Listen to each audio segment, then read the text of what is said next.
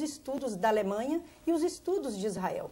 E uma pesquisa recente que nós ficamos sabendo agora na cidade de Usfi também, que eles fizeram esse geoprocessamento, o prefeito da cidade retirou as antenas do sistema 3G, né, que eles chamam de 3G, mandaram essas antenas para o museu e os doentes de Usfi hoje processam o Estado por milhões. Então, isso nós chegamos à conclusão.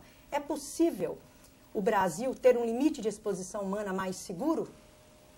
É possível. Uma legislação federal a legislação tem que ser revista. Ok, professor, então a gente conversa sobre isso no próximo bloco. A gente conversa mais com a Dilza Dodge, professora da Faculdade Isabela Hendricks, sobre os impactos da radiação dos sistemas de celular para o homem de hoje. No próximo bloco. Até já.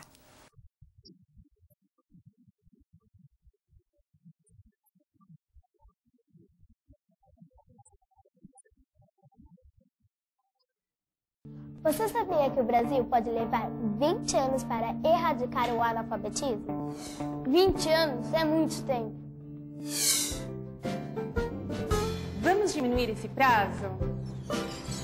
O material escolar pode fazer toda a diferença. O nosso futuro está em suas mãos!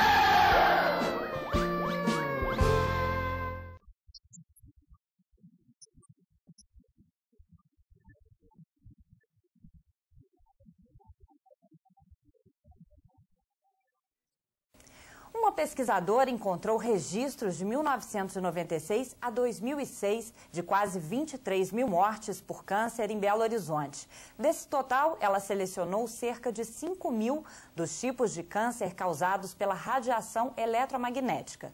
Como resultado, descobriu que a maioria dos óbitos na capital ocorreu para as pessoas que moravam a até 500 metros de distância de antenas de telefonia celular. Continuamos nossa entrevista em companhia da pesquisadora Adilza Condessa Dodge. Adilza, muito obrigada novamente pela sua presença. Eu que agradeço, Beatriz, de estar aqui participando, né, desse momento com vocês aqui nesse debate. Bom, a senhora falava no último bloco sobre a sua pesquisa, sua tese de doutorado, né, que comprova aí esse número de óbitos em Belo Horizonte exatamente pela proximidade, óbitos por câncer, né, pela proximidade de antenas de celular. E existe aí uma lei federal, né, que foi inclusive publicada aí no ano passado, em 2009, que fala exatamente que existem padrões que devem ser respeitados, padrões de exposição do ser humano, né, à radiação solar.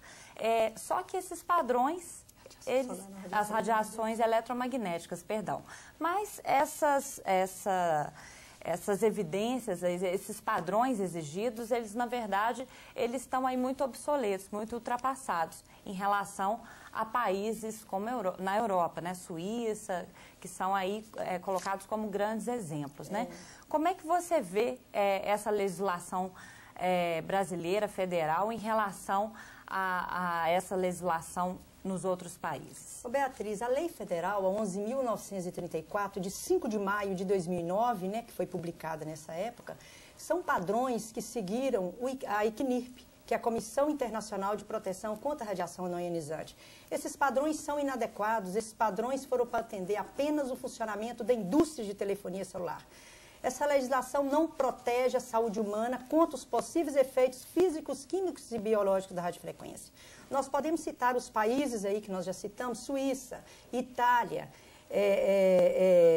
Rússia, mas nós temos também uma cidade modelo no Brasil, que é Porto Alegre. Porto Alegre tem uma legislação municipal que seguiu os padrões da Suíça.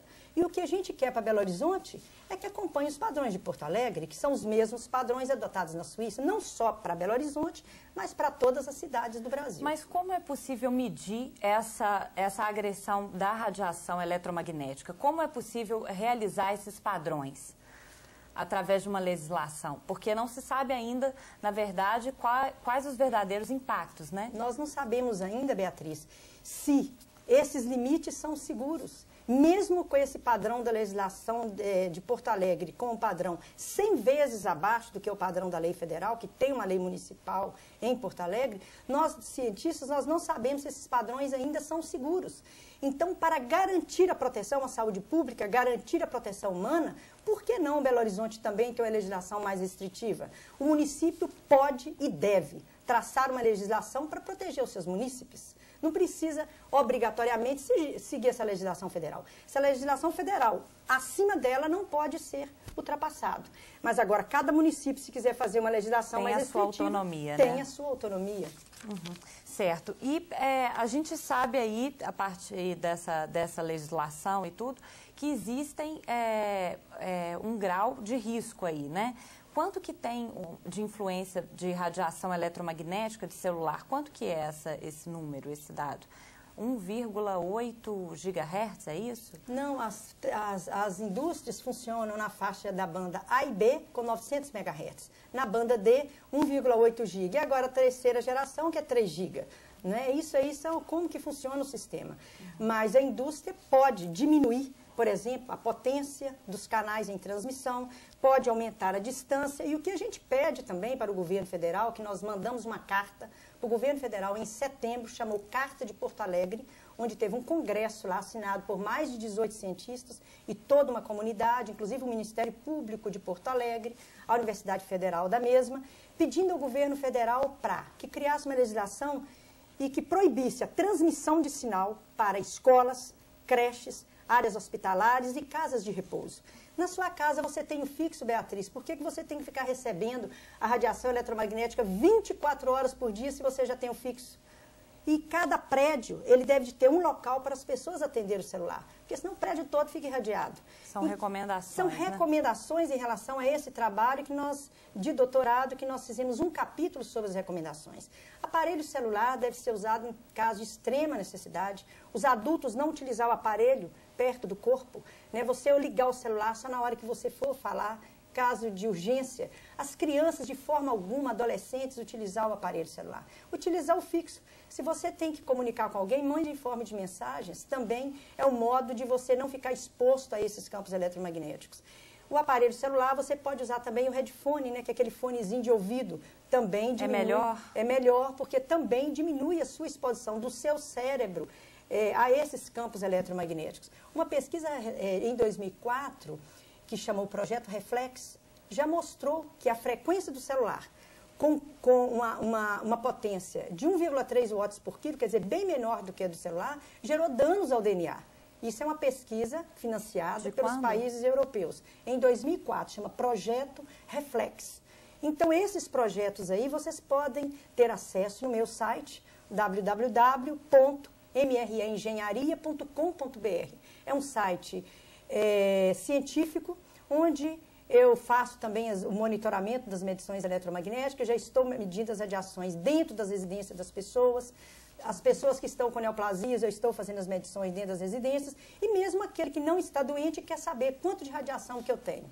Né? A gente gasta em torno de 6 a 7 horas para fazer uma medição dentro de uma residência. É possível fazer, então, essa... É possível fazer, eu tenho todos os aparelhos, né? Você tem no seu... É um laboratório? É um laboratório que a gente montou, né? Eu tenho aqui o endereço na Rua Desembargador Jorge Fontana, 476, sala 1404, 14º andar, bairro Belvedere, Belo Horizonte, Minas Gerais. O site eu já passei.